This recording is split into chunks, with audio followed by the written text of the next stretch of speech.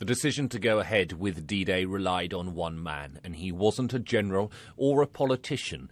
He was in fact a Met Office meteorologist, a weather forecaster.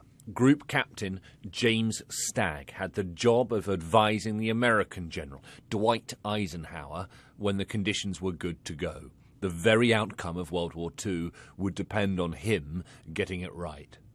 So this is 1 o'clock on the 5th, 1 o'clock in the morning on the 5th. This is when D-Day this should have been D-Day. Correct. But we postponed it because of that. Yes, because as forecast by Stagg, the area of low pressure has made its way eastwards. It's now to the north of Scotland.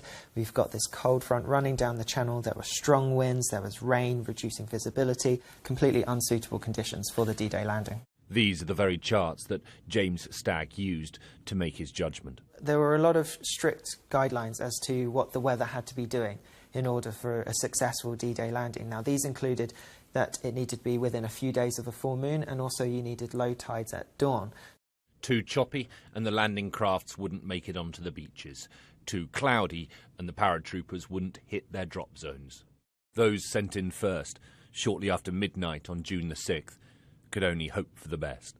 When we hit the coast, the anti-aircraft started up, and the pilot had to take evasive action, but we were all stood up then, ready to jump, because you get up when the red light goes on. But as he was taking evasive action over this anti-aircraft fire, even with that kit bag on my leg, we were all touching the top of the fuselage and our feet weren't on the ground.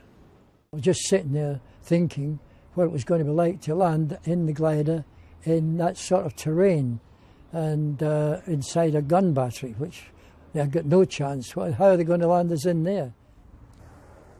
Had James Stagg lost his nerve and advised against going in on the 6th, the chances are D-Day would have been a failure. The weather, 2 weeks later, the next window of opportunity, was the worst for 20 years.